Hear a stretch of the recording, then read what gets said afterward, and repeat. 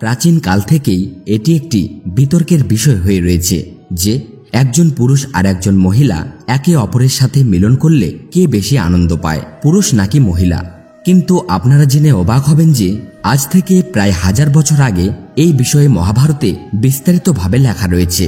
সহবাস করার সময় নারী পুরুষের মধ্যে কে বেশি সুখ উপভোগ করে। আজকের এই ভিডিওতে আমরা আপনাকে সেই সব কথা সম্পর্কেই বলতে যাচ্ছি। বন্ধুরা, মহাভারতে বর্ণিত সেই কথা অনুযায়ী একবার পাণ্ডবপুত্র যুধিষ্ঠির পিতামহ ভীষ্মের কাছে গিয়ে তাকে প্রণাম করেন। তখন পিতামহ ভীষ্ম তাকে আশীর্বাদ দিয়ে বলেন, হে পুত্র, তোমাকে দেখে খুবই চিন্তিত মনে হচ্ছে, কি হয়েছে আমাকে বলো।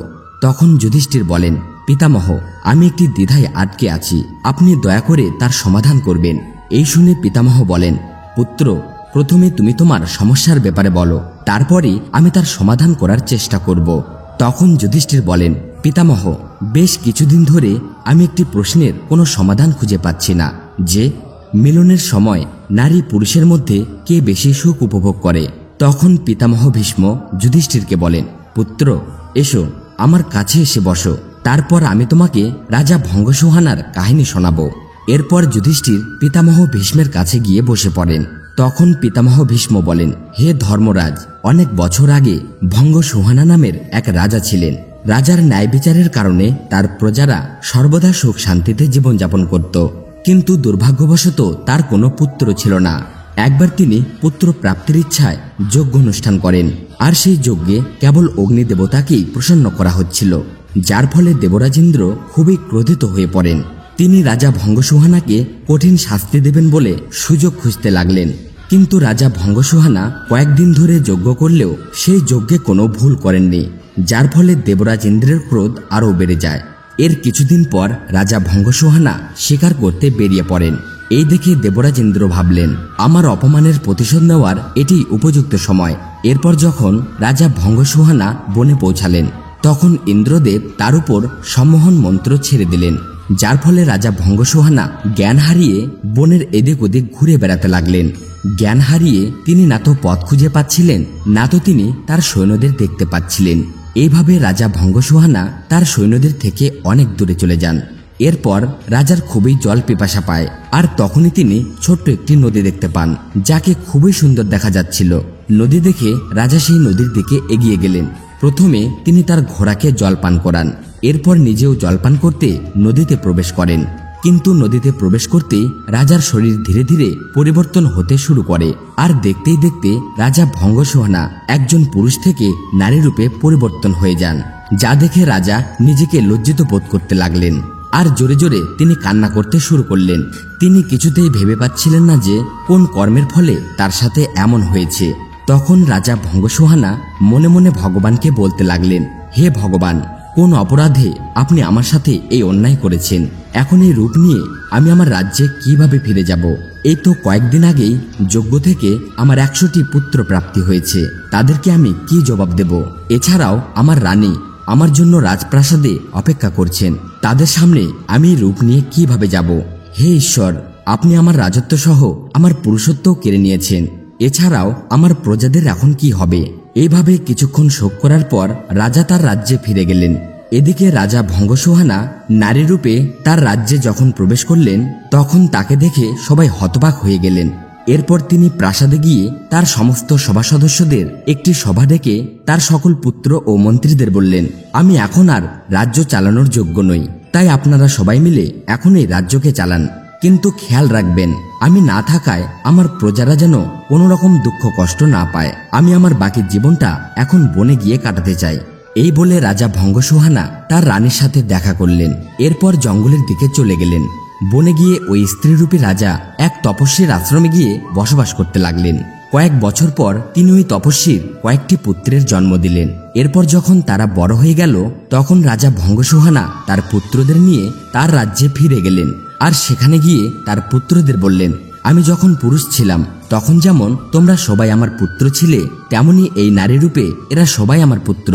নাও, তোমরা তোমাদের ভাইদের আপন করে নাও।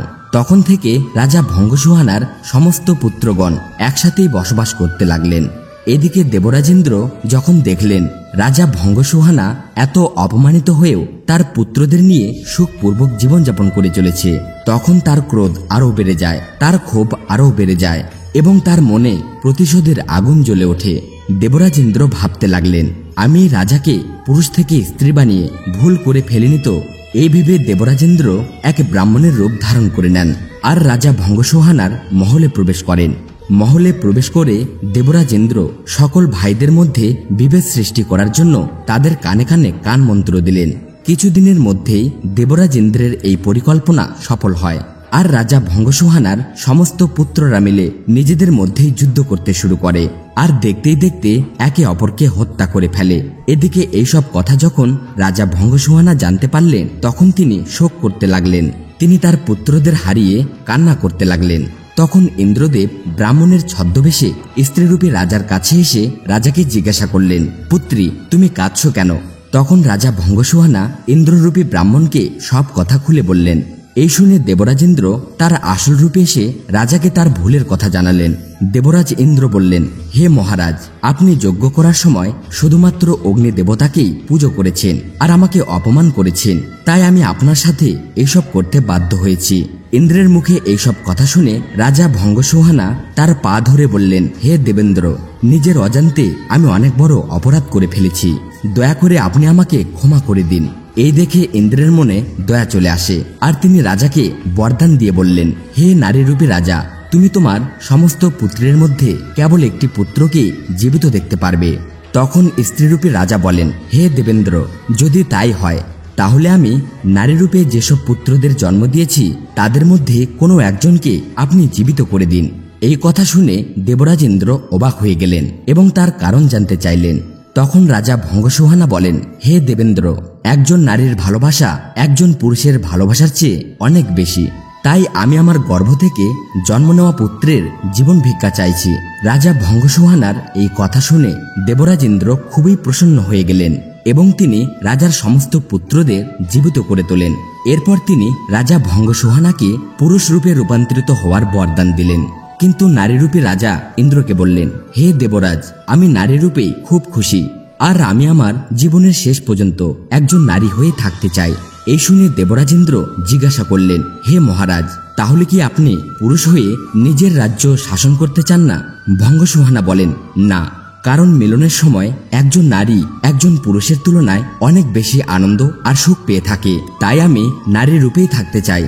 এই শুনে দেবরাজ ইন্দ্র বললেন, তথাস্তু, আর সেখান থেকে অন্তর্ধান হয়ে গেলেন। এইভাবে গল্পটি শেষ হওয়ার পর পিতামহ ভীষ্ম যুধিষ্ঠিরকে বলেন, হে পার্থ, এখন তো তুমি নিশ্চয় বুঝে গেছো যে মিলনের সময় একজন নারী পুরুষের তুলনায় অনেক বেশি সুখ উপভোগ করে। বন্ধুরা, আমি আশা করি আপনারাও যুধিষ্ঠিরের মতো বুঝতে পেরেছেন যে নারী পুরুষ মিলনের সময় কে বেশি সুখ উপভোগ করে। যদি বুঝতে পারেন তাহলে অবশ্যই কমেন্ট করে জানাবেন। আপাতত আজকের এই ভিডিওটি এখানেই শেষ। দেখা হবে পরবর্তী ভিডিওতে। ভিডিওটিকে শেষ পর্যন্ত দেখার জন্য আপনাকে অসংখ্য ধন্যবাদ। হরে কৃষ্ণ।